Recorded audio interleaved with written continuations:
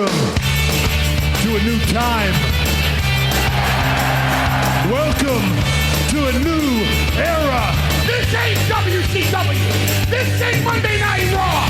This ain't SmackDown. This ain't even WWE. Feel the wrath of the pythons. You shall feel the wrath of Hulkamania. This is where the power lies. And that's the bottom line because Stone Cold said so. He put hard times on Dusty Rhodes and his family. I got a 66 and 2/3 chance of winning because Kurt Angle knows he can't beat me and he's not even going to try. It's time to step into the squared circle and get it done.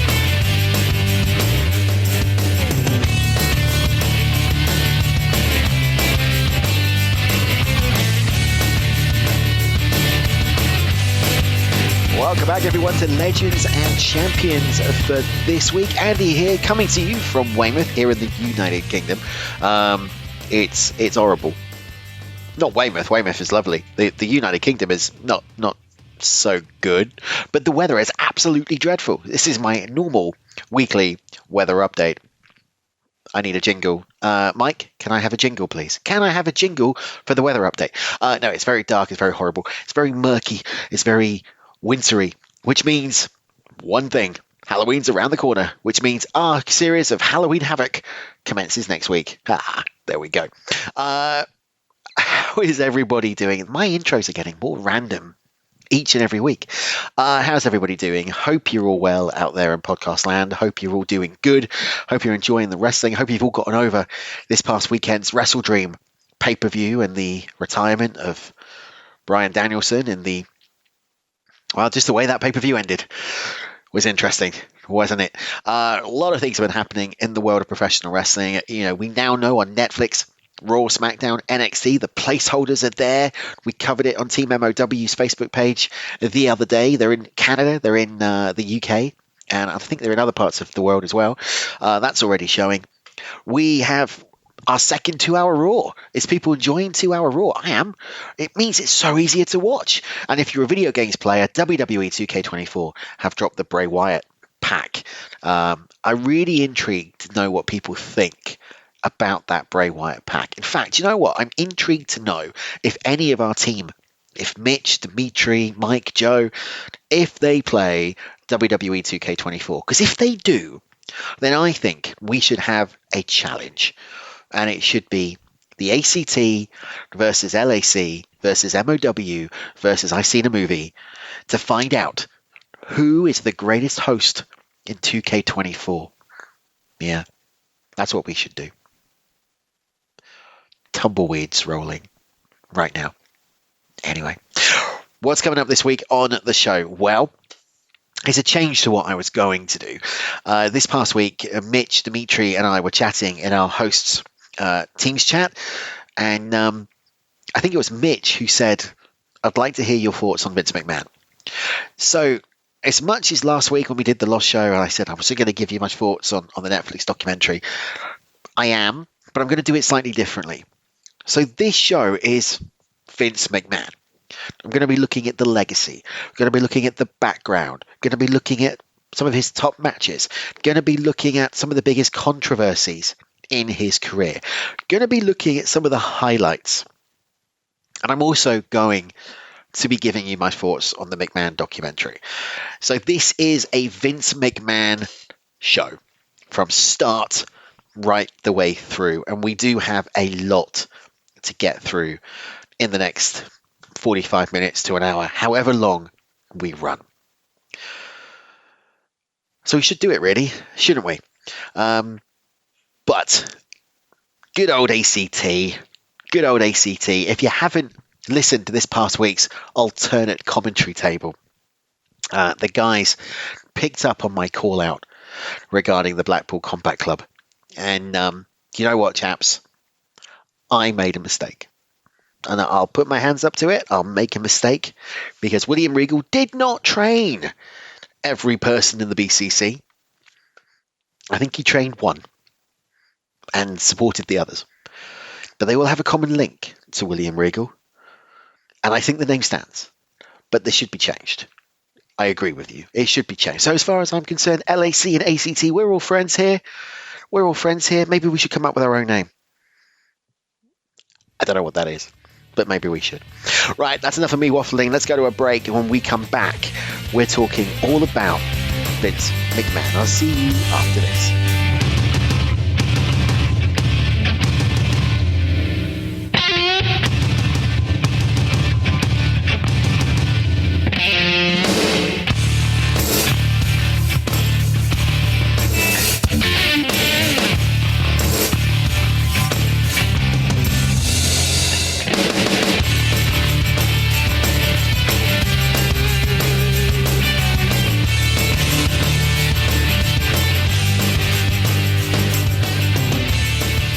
All right, welcome back to Legends. And if we're going to talk about Vince McMahon, we need to go back to the very beginning. And his story really begins in Pinehurst, North Carolina. He was born on August the 24th, 1945. And he didn't have the easiest of childhoods. You know, his early years as a kid were marked by struggle with family dynamics. He was raised by his mother, Vicky Lupton. He didn't meet his dad, Vincent McMahon, until he was 12 years old, by which point Vince was already involved in pro wrestling. He was running the CWC, the Capital Wrestling Corporation, which, as we know, evolved into the World Wrestling Federation. Vince's childhood wasn't what you would call easy. He had a challenging one. He faced a lot of physical abuse from his stepfathers, but he always found solace in the idea of meeting Vince Sr., whom he viewed as a doorway into a totally different world. And that relationship would really become pivotal in shaping the man, warts and all, that we know today. And it's really important to understand how these experiences contributed to his determination and his ambition, the two biggest traits that really would define his career. So as the years progressed with Vince, he got to know Vince Sr. and he got involved in the wrestling industry. And we've seen on that documentary how they covered that early years of Vince McMahon. They talked about the fact that he got thrown in at the deep end and had to become a commentator. But it was in 1982 that the world changed. Because in 1982, Vince purchased the World Wrestling Federation from Vince McMahon Sr. for a reported sum of $1 million. And with that buy, a whole new era of professional wrestling began. Sr. had built the company based on the territory model. But Vince, being the entrepreneur, being the businessman, being the enigmatic, egotistical individual that he was, he saw the potential for more. He had a vision of turning professional wrestling into the mainstream entertainment phenomenon, using TV and media to reach audiences far beyond the traditional means of local towns or auditoriums or even closed circuit. And Vince began to implement that immediately. He broke traditions of territories. He broke respect of other promoters. He made enemies of guys like Vern Gagne, of the NWA, of David Crockett, Jim Crockett, Dave Hurd. His business strategy at the time was unparalleled. He bought up TV time slots on networks across the country, instantly giving the WWF coverage in the entire US, taking away, with the glitz and the glamour, taking away from the local competition, from your Mid-South, from your WCCWs. And it was this approach really that basically pissed off a lot of people, because they accused Vince of betraying the rules of the business, betraying the code of the promoter. But it wasn't until 1995 that this national expansion came to fruition, and it really took over, because it was in 1985, in March of 1985, that the Super Bowl of professional wrestling was launched, WrestleMania. And Mania was designed to blend wrestling with celebrity appearances. It was designed to enrich entertainment with music, with pop culture, with theatre, with cinema. But it took a risk. It was a huge risk because Vince reportedly mortgaged his home and he put nearly all of the finances of the WWF on the line to finance the first WrestleMania. And that event, as we all know, excuse me, I'm suffering a cold, a bit like Mike, took place on March 31st of 1985 at MSG. It was make or break. If this failed, Vince was done. But as we know, it was an absolute massive success, attracting millions of viewers through closed circuit, and it featured the stars like Mr. T, I Pity the Fool, and Cyndi Lauper. Girls just want to have fun. Oh, girls just do what? Anyway, and what you gonna do, brother? Hulk Hogan. And according to the New York Times coverage of the event, WrestleMania really was a spectacle that redefined the boundaries of professional wrestling, bringing it into the mainstream. And that success of that first WrestleMania solidified Vince's position as a visionary in the wrestling world. It gave him the financial backing to continue to the expansion. And by the mid-1980s, Vince had capitalized on the growing influence of cable to expand the reach of the WWF even further. Saturday Night's Main Event was done in partnership with NBC, and it brought network TV for the first time professional wrestling since the 1950s. And it was this exposure from Dick Ebersol that allowed the WWF to reach this broader audience, attracting mainstream advertisers and establishing professional wrestling as a prime-time spectacle, which, let's be frank, is where it has stayed since. And Vince's use of cable expanded beyond network partnerships. He created Primetime and later Raw, which aired on USA. Unlike many regional promotions that actually struggled to adapt to the demands of cable, the WWF thrived in this new environment, using TV to develop intricate storylines and promote those larger-than-life characters like the Macho Man. And again, as Rolling Stones reported in a 1987 feature, the WWF is using the power of cable to transform wrestling from a sideshow to a multi-million-dollar business, and at the center of it all is Vince McMahon, the man with the vision to see wrestling as prime-time entertainment. But as we said, this aggressive strategy didn't just help the WWF to grow, it basically destroyed the territory system.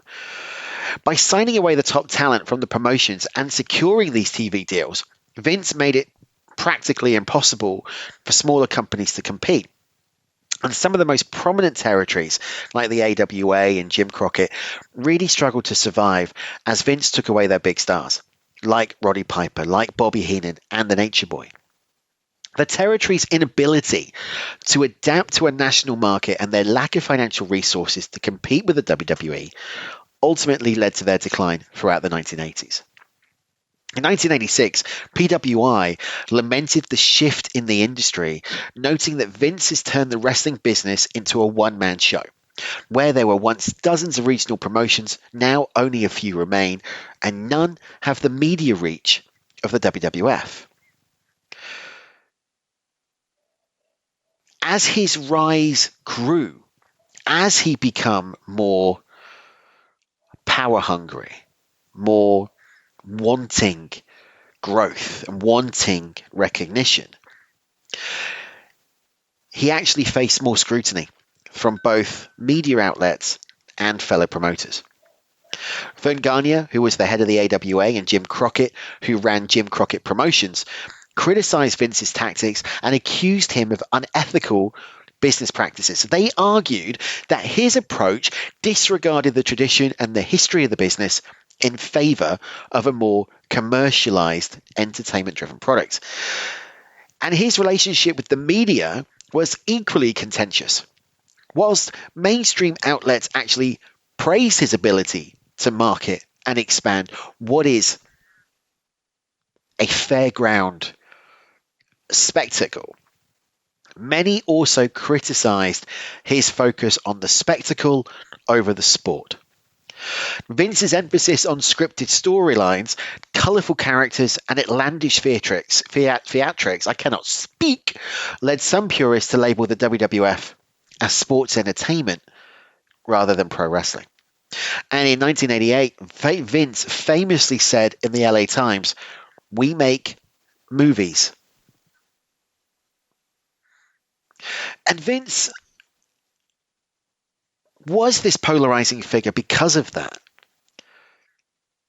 Up until this point, you've got to remember that kayfabe was still prevalent. The faces got changed with the faces in the back. The heels got changed with the heels. You never saw a face and a heel conversing outside of the ring. You never, for God's sake, never had a photo taken like what happened on Raw a few months ago with Drew McIntyre and CM Punk talking about their match. It was real. It was real to the performers, and to a degree, it was real to the fans. And Vince basically scrumpled that up and threw it in the bin. And we didn't argue it. We let it go. And why did we let it go? Because we were in. We were sucked into the spectacle. And how many times have you, as wrestling fans, had that argument with a friend of yours going, "It's fake"? Yeah, it is fake. Wrestling is fake. We know it's fake. We know it's scripted. But why is it ridiculed? Because actually it's no different to a soap opera, to making movies. You don't sit there and criticize Days of Our Lives. You don't sit there and criticize Knots Landing. You don't sit there and criticize, I don't know, NCIS. You don't sit there and criticize any of these shows that are on TV. Because they're scripted. They're entertainment. You cheer for who you want to cheer. You boo for who you want to boo. For 3 hours, it's entertainment. It's an escape. Yes, the product needs to be good. Yes, the stories need to be entertaining. Yes, you need to want to be there. But at the end of the day, what Vince created is a modern day form of theatre.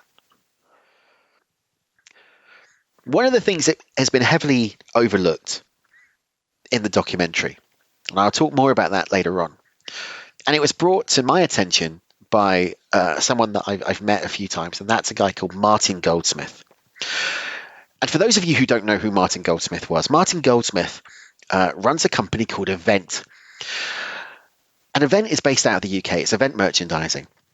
And from the 1980s right the way through to the 1990s to I think it was the early to mid noughties, Martin and his team ran the merchandise here in the UK for the World Wrestling Federation.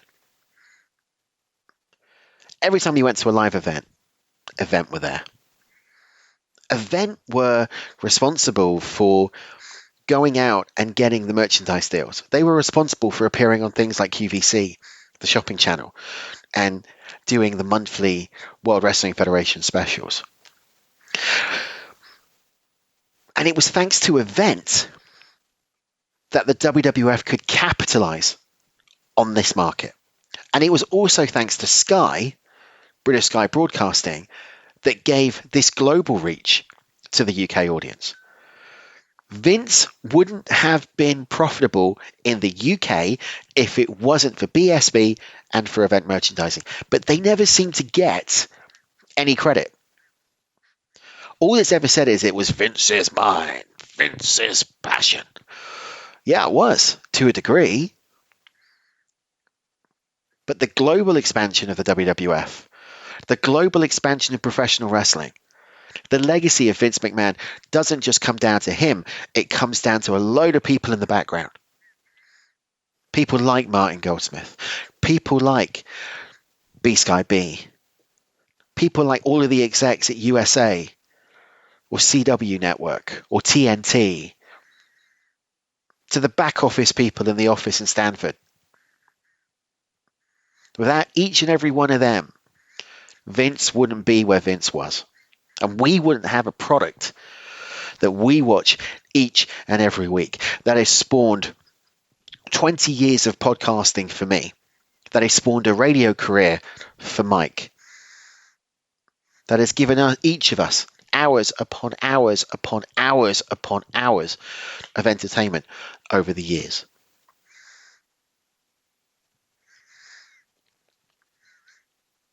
Vince the businessman is great. I mean, as much as I've just said he's not done it on his own, it is down to Vince's ideas. Let's not mince the muscle here, right? Vince comes up with the ideas, but he doesn't do it on his own. Because in 1986, Vince married Linda, and they built a family that has played a significant role in professional wrestling. They had 2 children, as we know, Shane and Steph. And Linda became a key figure in the WWF, serving in various roles, while later pursuing a career in politics. And she was even in President Trump's administration. Shane O'Mac was known for his willingness to take risks, both in business and in the ring, where he became famous for those high-flying stunts. Stephanie became the face of the next generation. And she obviously took on roles such as the chief brand officer and co-CEO. And the dynamics within the McMahon family have their share of ups and downs, with rumours, not even rumours anymore, with evidence of behind-the-scenes struggle and differing visions for the company's future. And I think it's very difficult for a family in the limelight like the McMahons, because they are the true epitome of what a dysfunctional family is all about, right? They are, you've got the son who desperately wants to live in the shadow, who wants to, not live in the shadow, to come out of the shadow of his dad, who wants the admiration, the respect, the love, and doesn't always get it. Vince, as we've said, had his problems at childhood. So is he transposing some of those on to Shane O'Mac? I don't know. And I don't think the documentary really did it in a fair or maybe ethical way. But what we do know is that the family have been as instrumental in Vince's success. Some of the biggest storylines within the World Wrestling Federation, some of the biggest storylines that got the industry talking involved Shane, involved Linda, involved Stephanie. And I'm not going to regurgitate them because it's already been done. But I think if you think about Vince having his daughter kidnapped by The Undertaker in 1998 as the higher power, or drugging his wife Linda so he could have an affair with Trish Stratus and wheeling her out at WrestleMania 17. The family were not afraid to push the boundaries. And I think when you are in a family such as that, when you are in an entertainment industry, you kind of have to just go with it and roll with the punches. And they did that. And they did it well. And I tell you now, I do miss seeing the McMahon family on TV. I'd love to see Stephanie come back and do the odd appearance, be a part of a storyline again. Because as much as people criticized her, she actually was brilliant on the mic. She was Vince. The Mean Street version of Shane. Money, money, money. I went back on the WWE Network and watched, the return of Shane O'Mac when they were giving Stephanie the company, and it was great. He looked refreshed, right? He had no pressures of being backstage. He had no pressures of trying to live up to the shadow of Vinnie Mac. He wasn't worried about creative. He could just go out and have fun, and you could see that. And it was those moments that were pure gold when the McMahons were on TV. But I think what a lot of people don't really realize is how close Vince was to losing it all. Because in the 1990s, as we know, the wrestling world was rocked by the Monday Night Wars. And we've talked about it so many times over the years. The ratings battle between Nitro and Monday Night Raw. The 83 weeks where Eric Bischoff destroyed the World Wrestling Federation.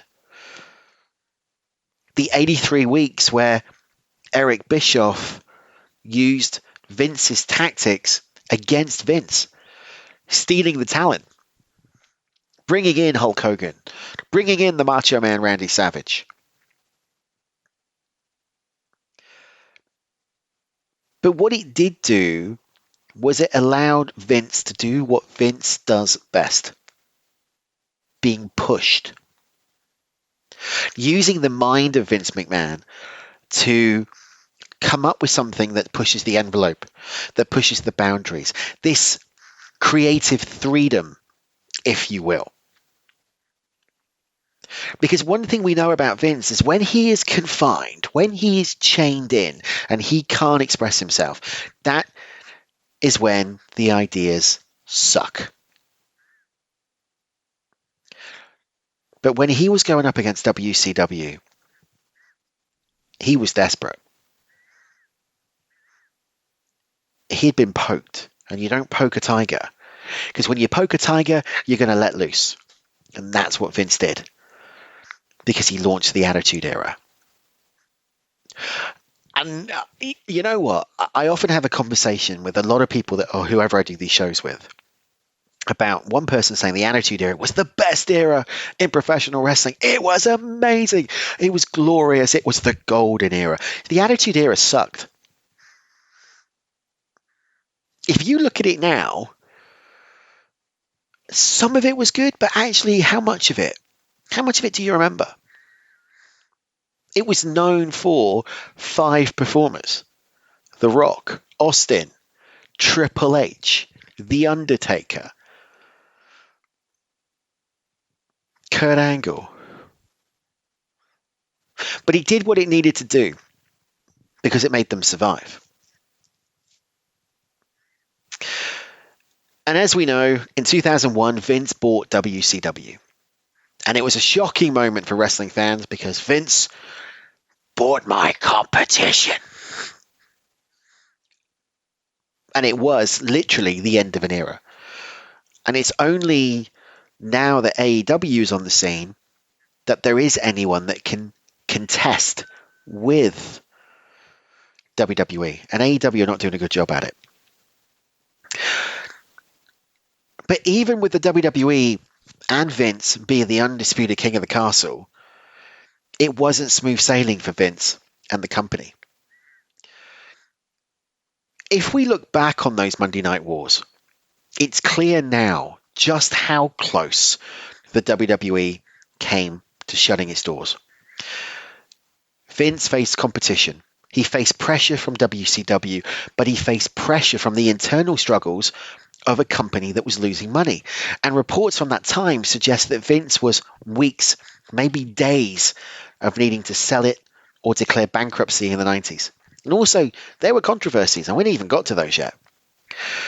And it was during this time that Vince poured his own money into keeping the WWE afloat.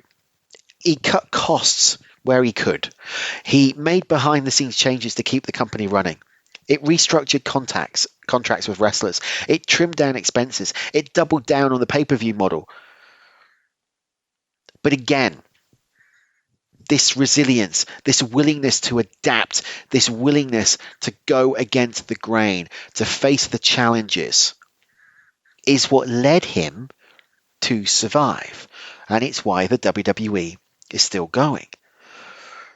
And I often wonder what would have happened if Vince had lost to Eric Bischoff. What would the wrestling landscape look like now? Because we saw the decline of WCW. We saw how farcical it became. A part of that was down to Vince Russo. Part of that was down to Turner Broadcasting and Warner Brothers. But even though the product following 2001 began to decline and Vince was beginning to get a bit more lax with his ideas, the one thing he did do was put the WWF into mainstream pop culture status. We can't ever take that away.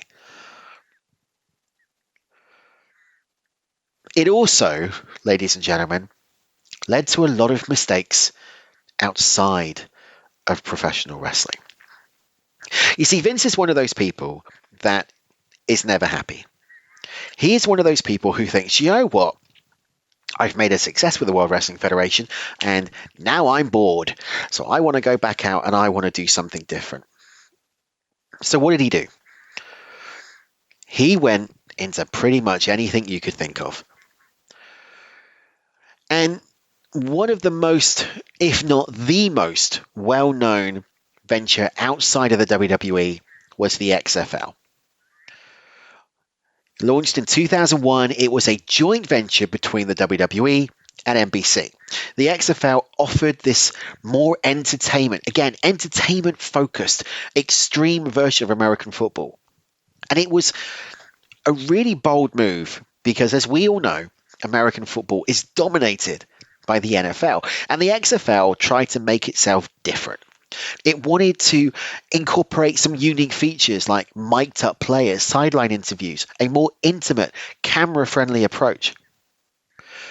It also embraced some of the over-the-top showmanship from the WWE. It was the WWE on a football field, and it didn't work. You see, I'm not an American football fan. This is where a lot of people just click off and move elsewhere now. And I'm not an American football fan for two reasons. One, I don't understand it. And B, we have a game over here called rugby, which is American football, but without the shoulder pads. And I used to play rugby many years back in the day, and I appreciate that sport. But what I do know is how loved American football is in North America. How respected the players are. Hell, Madden wouldn't have been going for however many years on console if it wasn't loved. College football wouldn't be as big as what it is now if it wasn't for the love of the game. So for Vince to have the balls, if you will, to try and change that was either genius or the mark of a complete insane idiot. Because why would you tackle a market such as the NFL? This isn't the 1980s. This is a completely different beast. American football isn't fake. American football is real. It's a whole different beast, whole different market, whole different set of sponsors, whole different set of fans.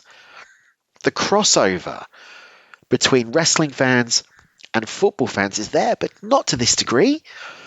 And that's why it failed. The first game drew over 14 million viewers, reported by the New York Times, but it was short-lived. The novelty wore off. The viewers turned off.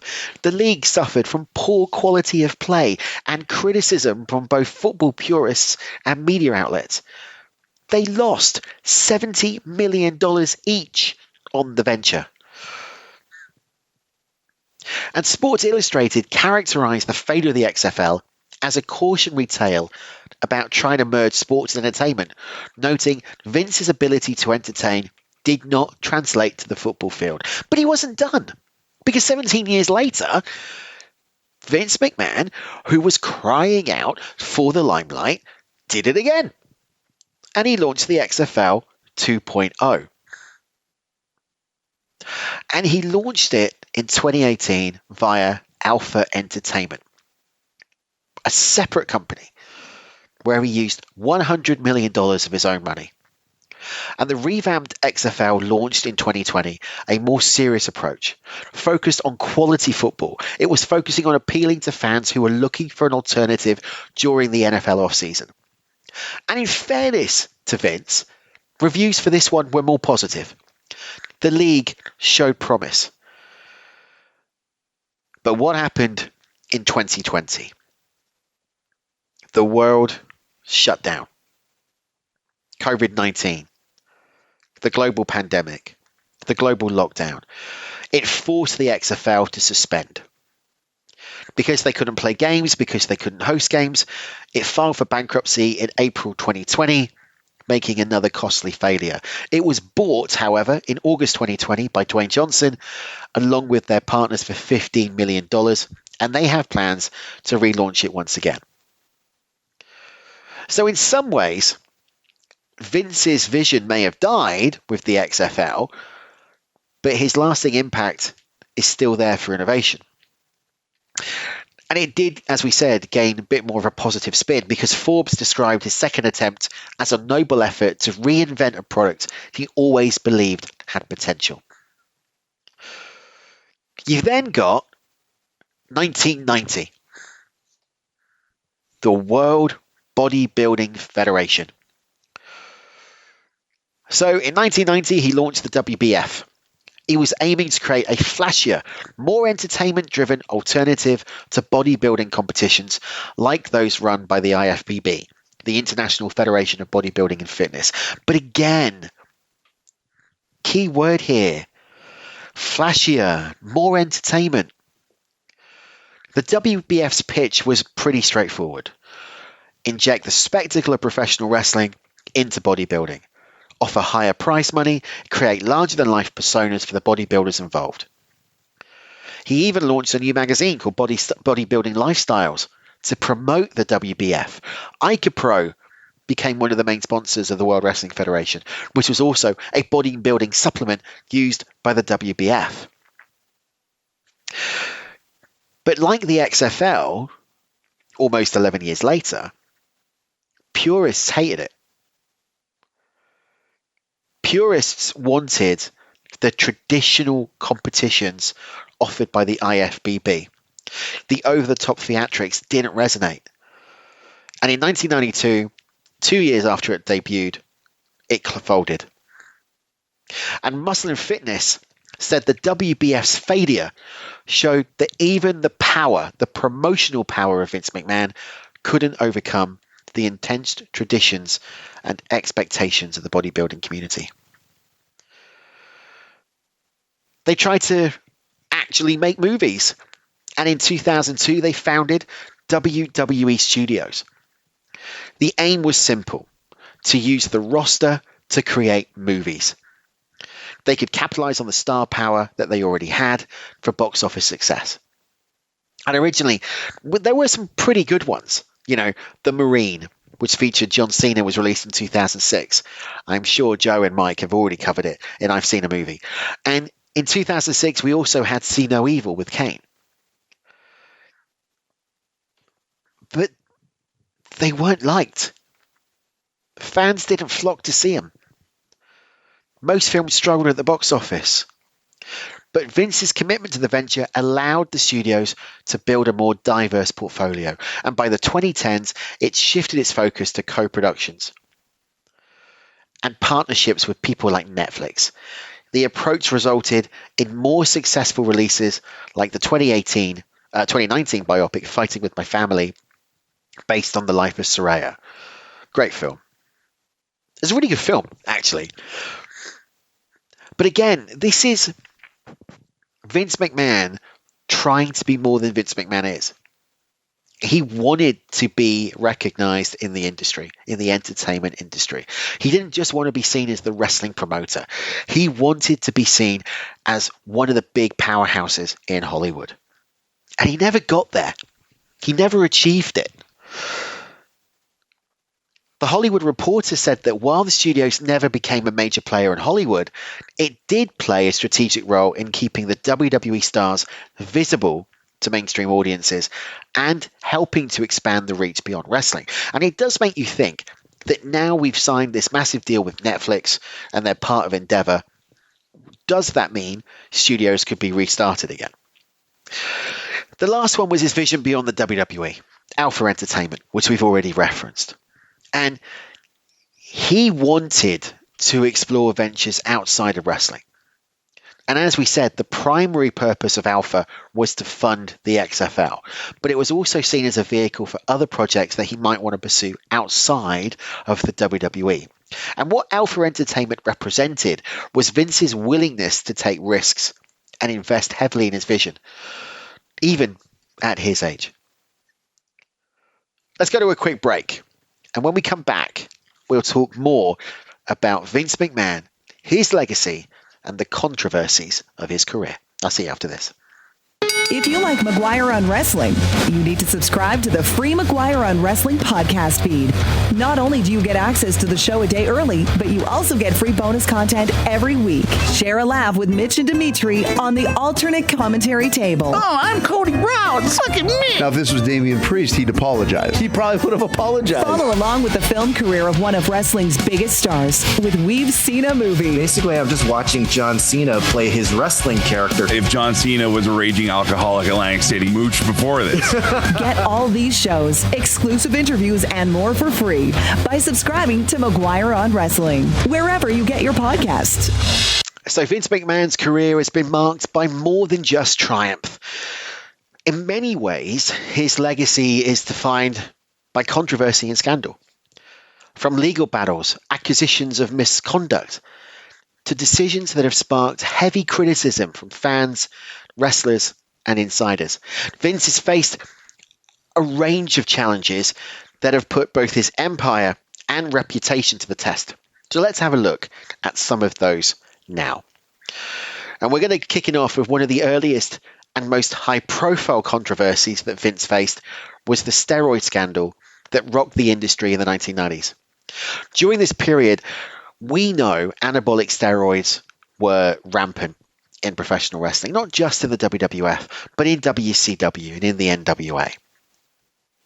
And they were used by wrestlers to enhance their muscle mass and appearance. Because the bigger you are, the more jacked you are, potentially the more screen time. We know how the love affair Vince had with the big guys. And the WWF wasn't immune to this. Allegations began to surface that the company were complicit in actually distributing steroids to its wrestlers. And in 1993, Vince was indicted by the US federal government, accused of conspiring to distribute anabolic steroids. The trial began in 1994, and it really did become this ultimate media spectacle. You had stars like Hulk Hogan testifying, and Hogan admitted to using steroids, but he denied that Vince had ever directly pressured him to doing so. The prosecution argued that Vince's role as the head of the WWF made him responsible for the culture and the actions of those within the company. And let's be frank, guys, the stakes for this were incredibly high. If found guilty, Vince faced the possibility of years in prison.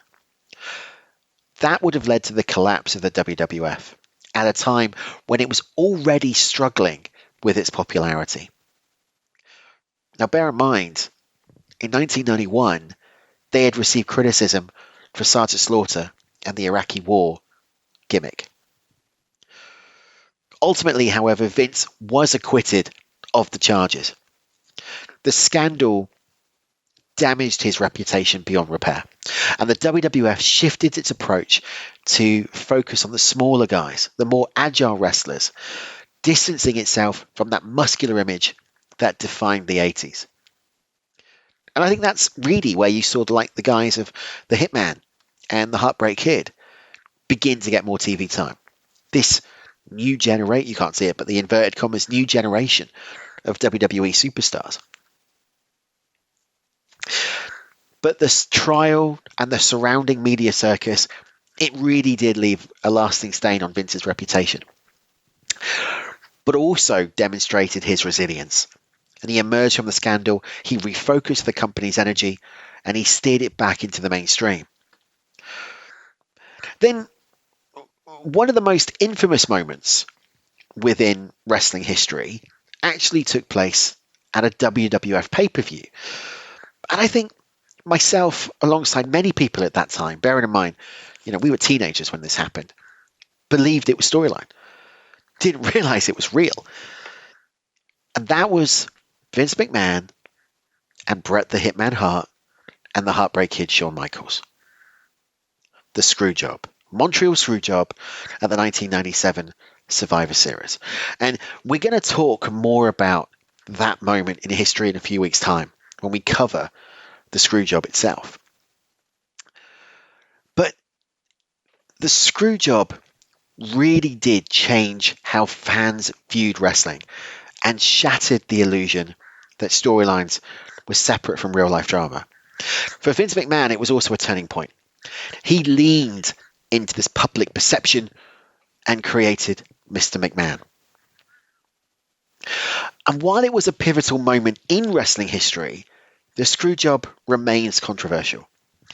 And the reason it remains controversial is that many fans and wrestlers viewed, and still do, his actions as both deceitful and dishonorable, strained relationships within the industry, and helped to shape Vince's image as this ruthless businessman.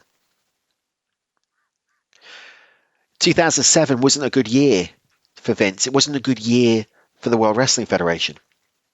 Because in 2007, the industry was rocked by one of its just incredible moments. The double murder-suicide involving Chris Benoit.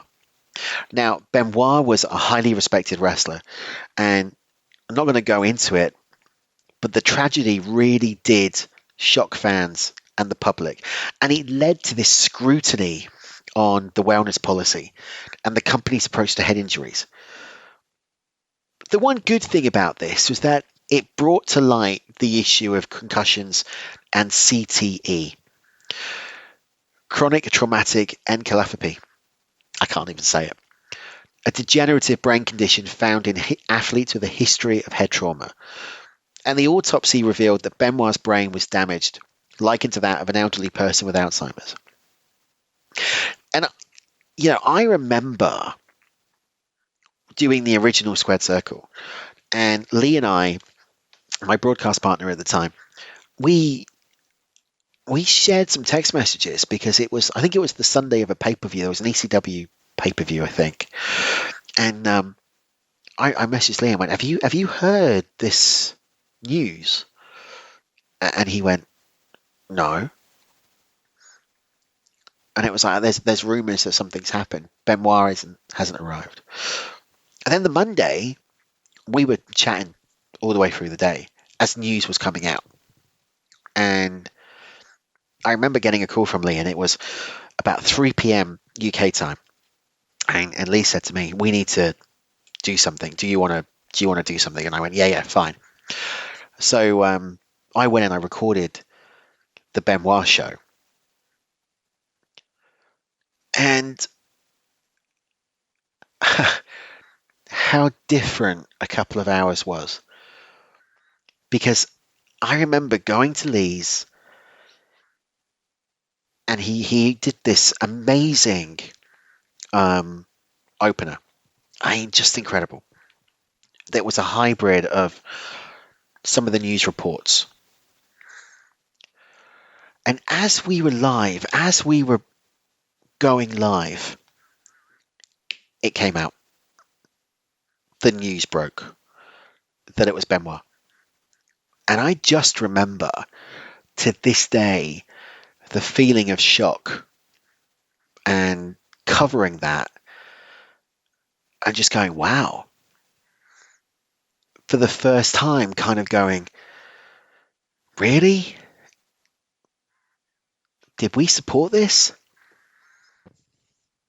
And when I mean, did we support this? I mean, as wrestling fans, we cheered every time we saw the headbutt. Every time we saw Benoit come down to the ring, we cheered him. We were behind him.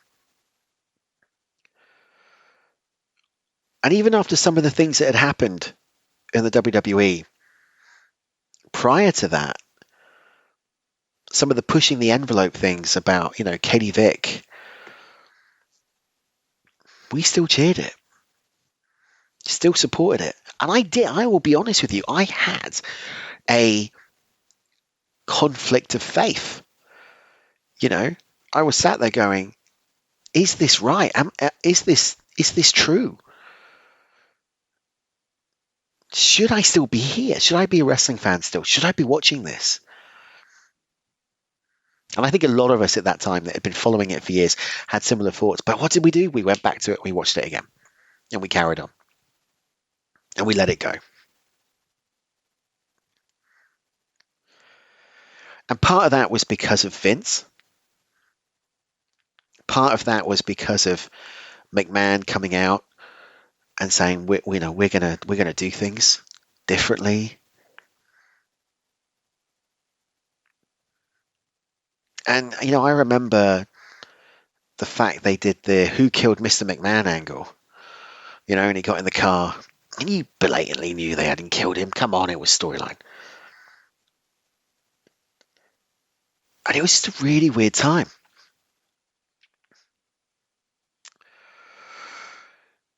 You've also got the allegations of sexual misconduct and financial impropriety. And again, one of the things that we have said on this network is we're not going to focus too much on this because the case is still going. But we know that Vince had to step down. We know that he paid over $12 million to multiple women to prevent the disclosure of allegations. We know that is what led to the WWE being sold to Endeavor. And it's this bit that I have trouble with. And I'll come back to that in just a later.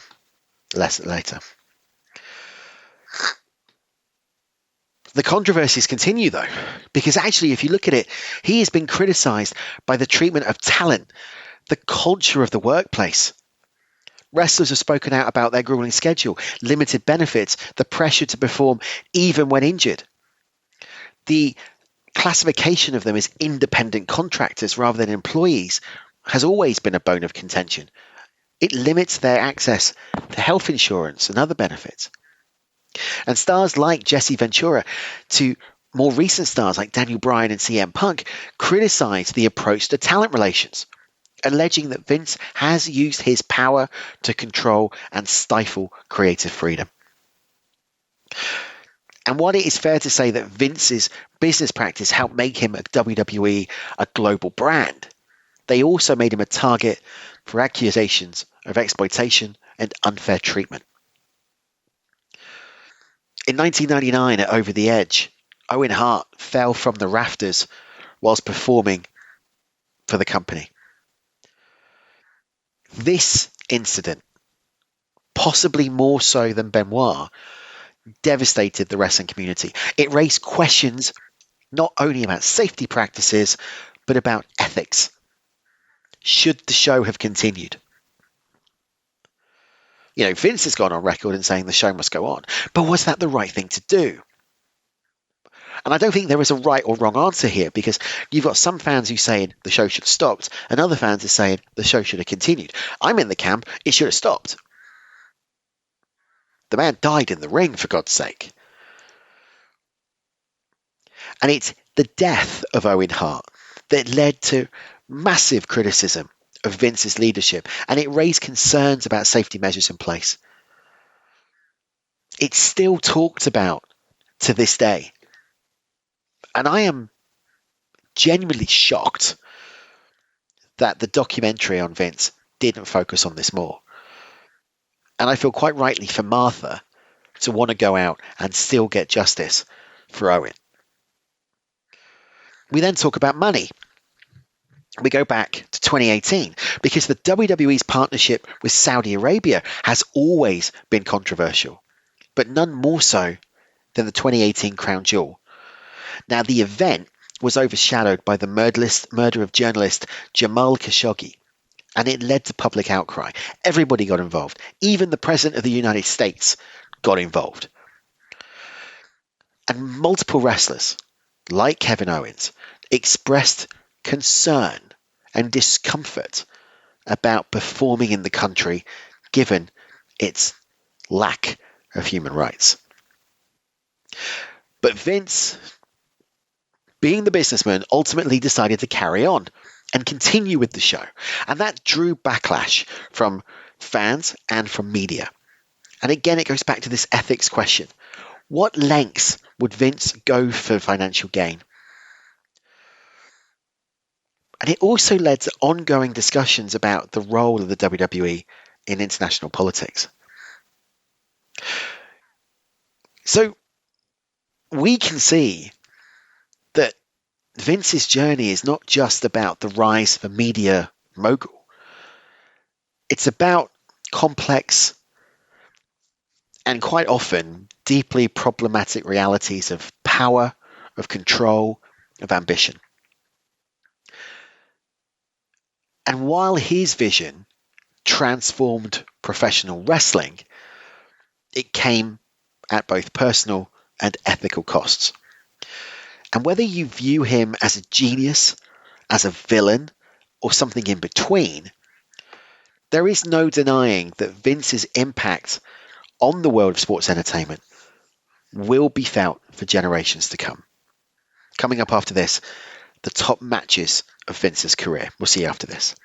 Hey, yo, how many of you here came to listen to your same generic wrestling podcast? Or how many of you came to listen to the alternate commentary table every single Saturday? You're going to get our perspective of what the real fans of wrestling think, and no one does it like us. Subscribe and stream to the McGuire on Wrestling podcast feed anywhere where you're streaming your podcasts. Survey says one more for the Greek guys. Chair shot. Now, Vince McMahon may have made his mark as the ultimate behind-the-scenes businessman, but he also stepped into the squared circle himself, creating some unforgettable moments. And let's be frank, he's not known for his technical prowess. His matches always did deliver drama, intense storytelling, and larger-than-life feuds. So I'm going to look back at some of Vince McMahon's biggest matches, and we're going to look at the story, the stakes, and the chaos that made each one unforgettable. Kicking off with No Mercy 2003, the I Quit match, Vince McMahon versus Stephanie. And again, it goes back to the family dynamics, right? It's a controversial family affair. Vince versus his own daughter. The match was a combination of a storyline where Vince sought control over Steph's role as the SmackDown general manager. Despite being father and daughter, it didn't shy away from brutality. And it highlighted Vince's willingness to put himself and his family in, let's put it this way, quite uncomfortable situations for the sake of storytelling. It's remembered for its shock value, dramatic nature of Vince's character, but it also drew criticism for its over-the-top violence, given the family dynamic and the male-female relationship. SmackDown, July the 3rd, 2003, we have Vince McMahon going up against Zach Gowen. Now, Gowen, who had lost a leg to cancer as a child, was portrayed as the underdog in the storyline. Vince, as always, was the ruthless villain, showcased the cruelty of the character by mercilessly attacking Gowen. And this match really is a testament to Vince's commitment to playing the villain in the most unforgiving way possible. And it remains memorable for the story of courage versus cruelty and highlights Vince's willingness to be portrayed as one of the most despicable characters on TV. Coming in next is Vince's match against CM Punk on Raw on October the 8th, 2012.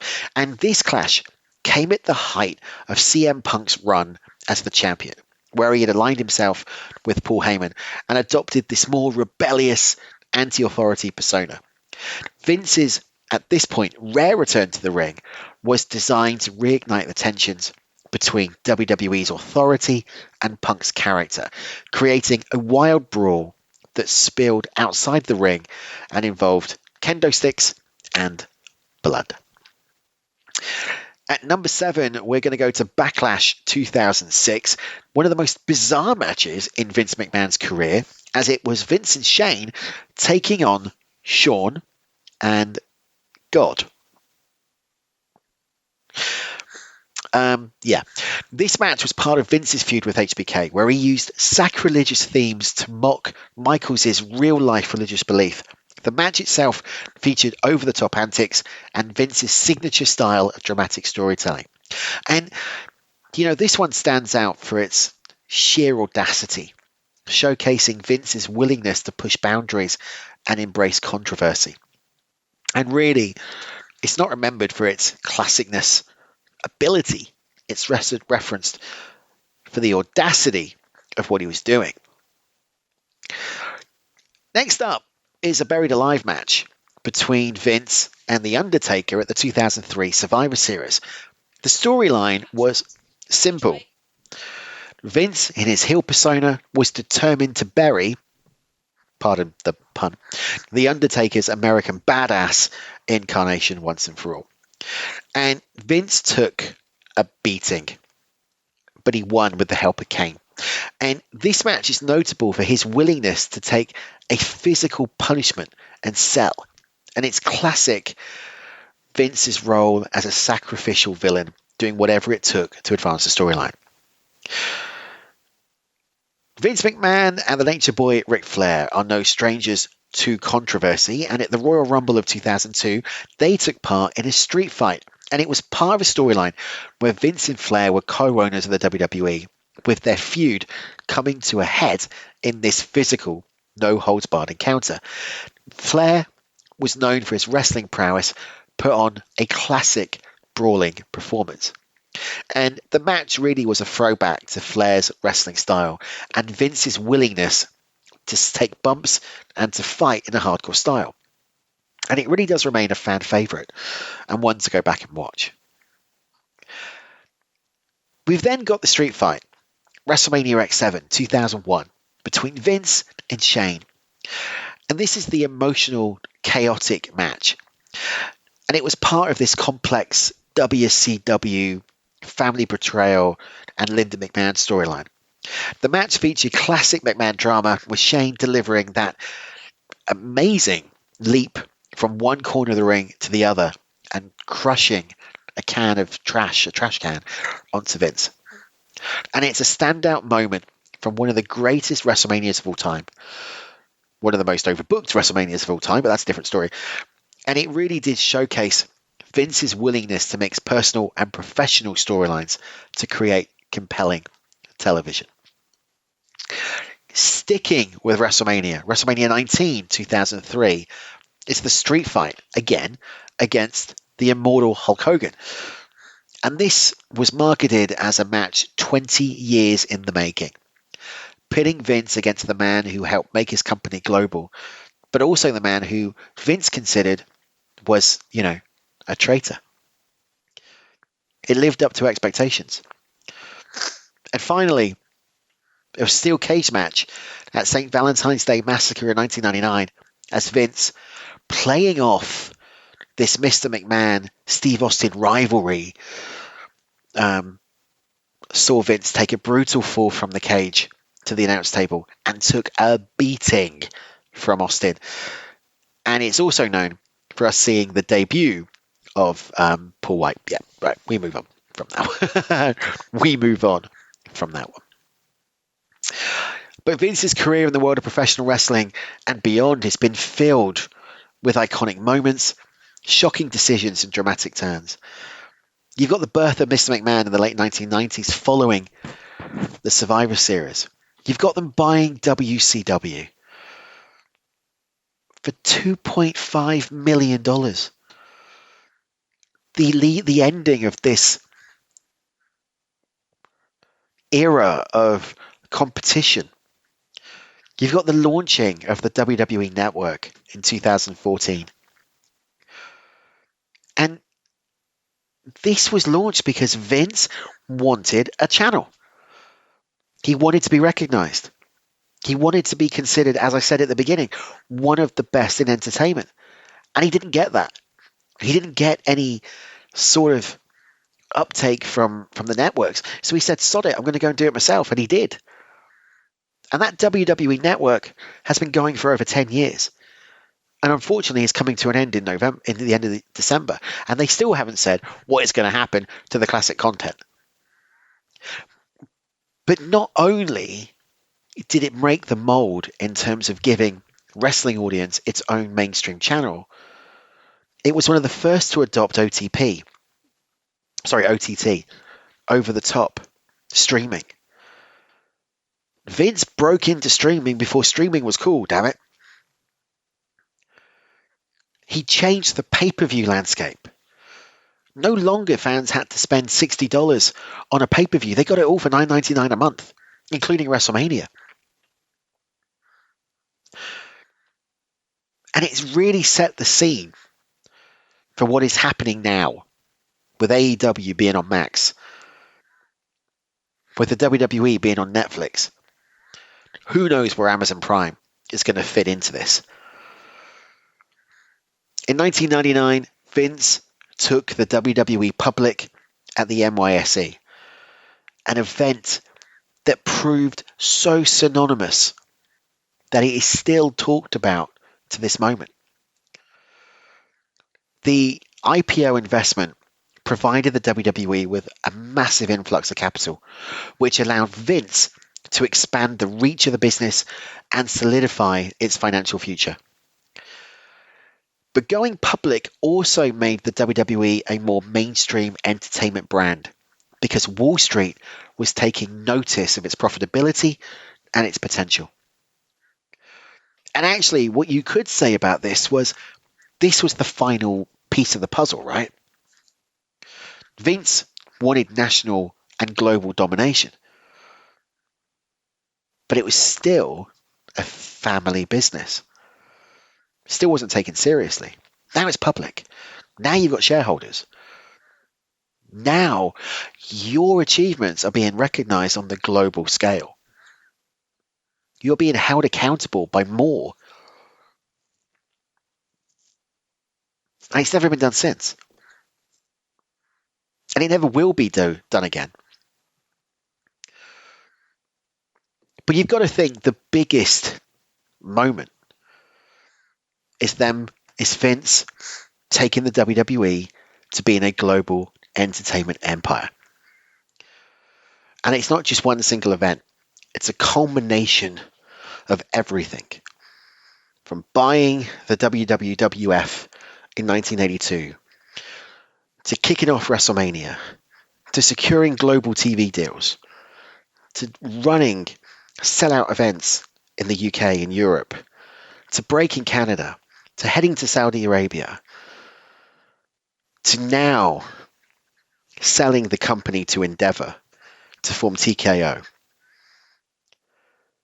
He had transformed the WWE from a family-run organization to a true media juggernaut. And really, that is a testament to Vince's long-term vision and his willingness to adapt. Let's go to a break, and we'll be back after this.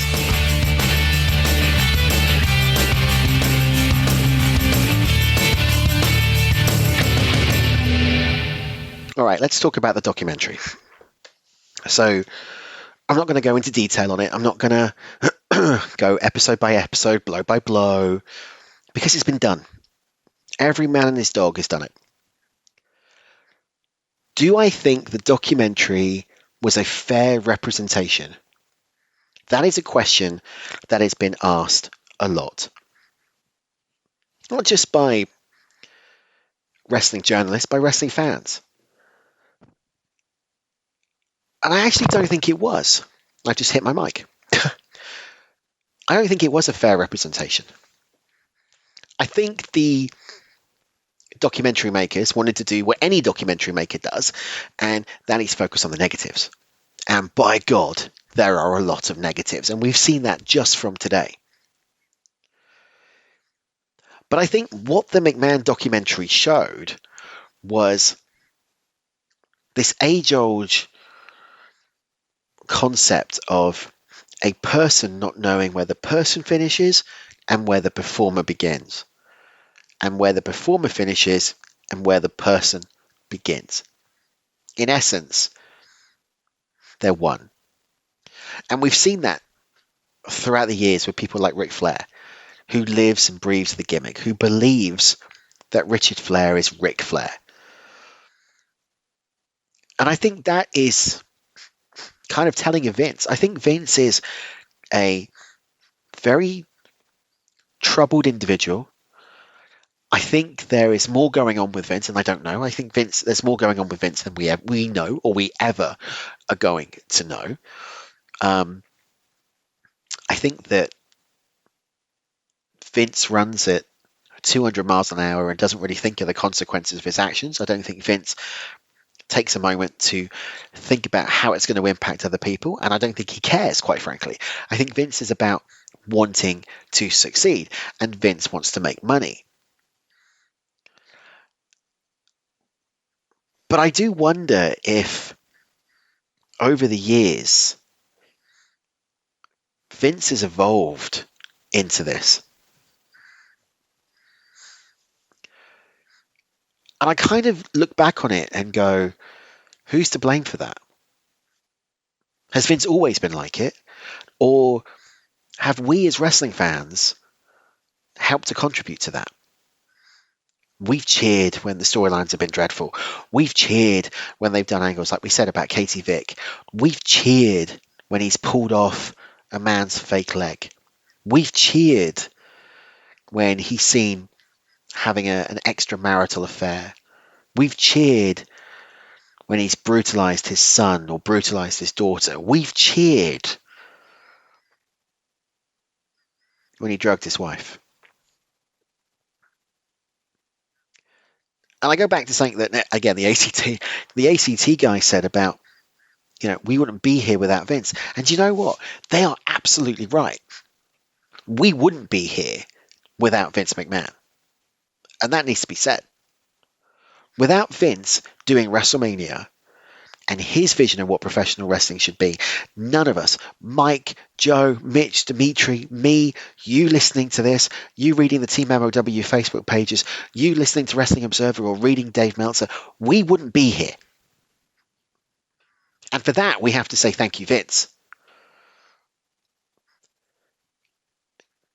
But it was at the end of that documentary where I questioned whether or not I was right to be a wrestling fan. It was at the end of that documentary when I'd assimilated the new bits of information. And let's be frank, there wasn't a lot of new stuff. But when I'd heard more about Shane, when I'd heard more about Ashley Massaro, that did make me question things.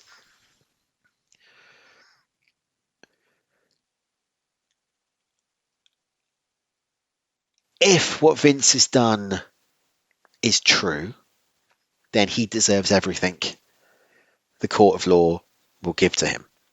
And I cannot condone those actions. But you can't talk about professional wrestling. You can't talk about the legacy of this industry without recognizing how pivotal Vince was.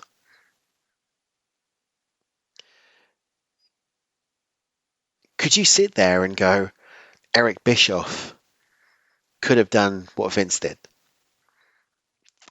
If Tony Khan had been around in the 80s, could Tony Khan have done what Vince McMahon did? And the answer is no.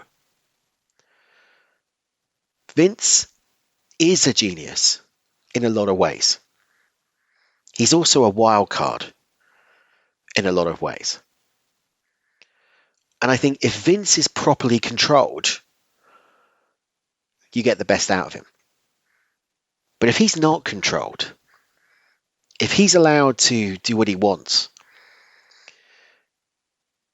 you have to question some of the decisions that he's made.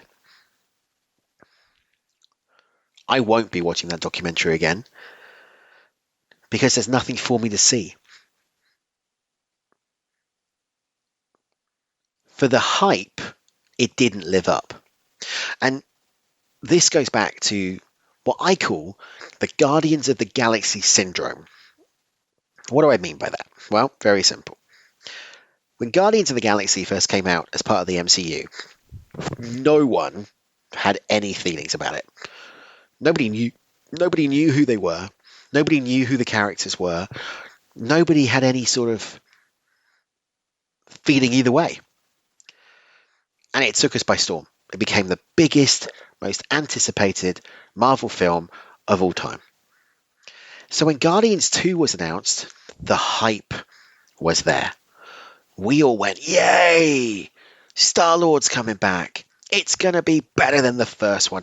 They're going to put it out the park. It's going to be this. It's going to be that. And was it good? Yes. Was it as good? No.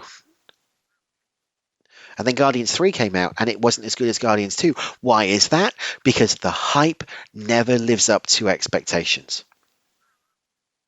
And that's what happened with this. The expectations that each and every one of us as wrestling fans had didn't live up to the hype. I expected more.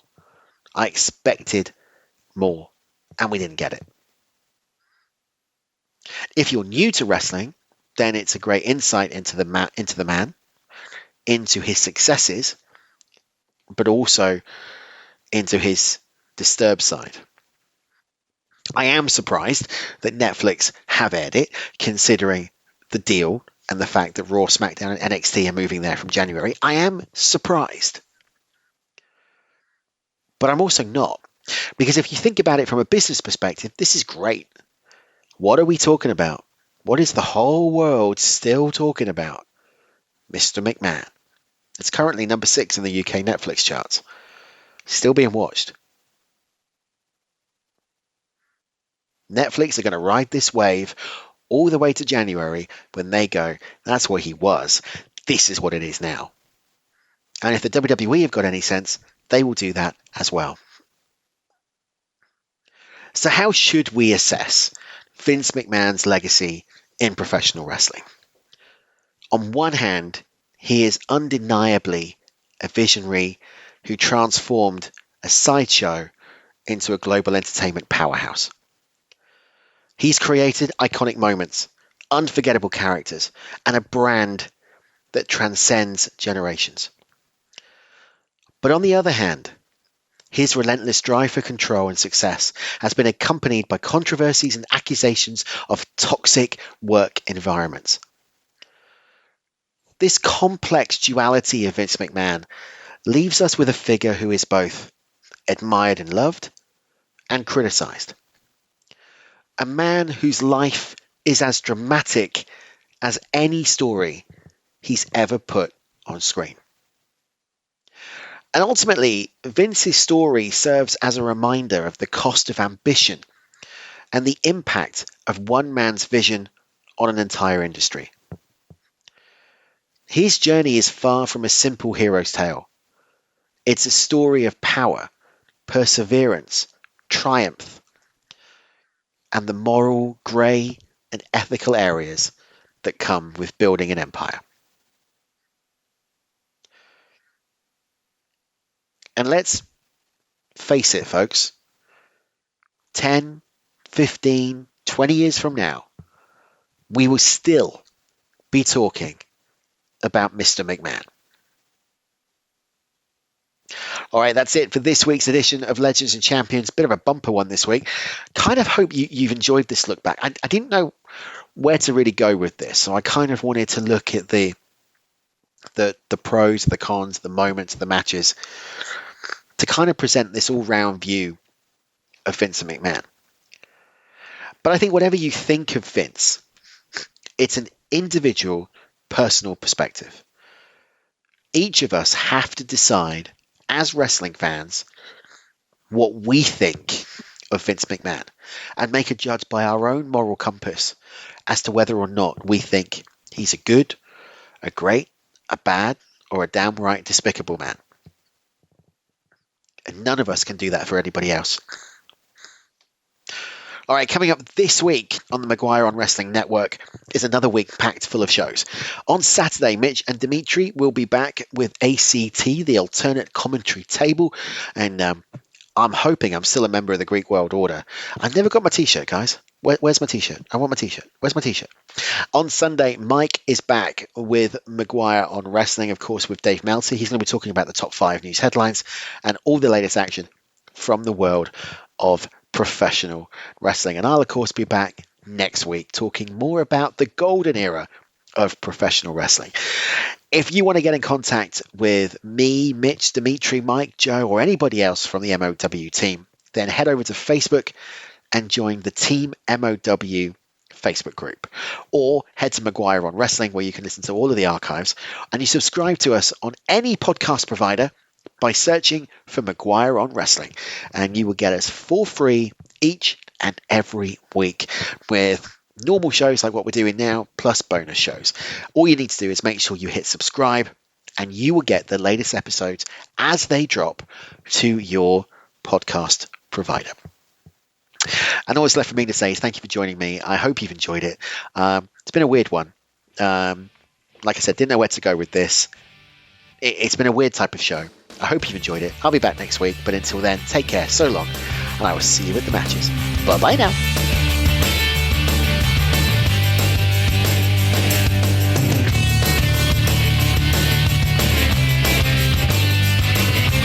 This has been Legends and Champions with Andy Evans. Thank you for listening.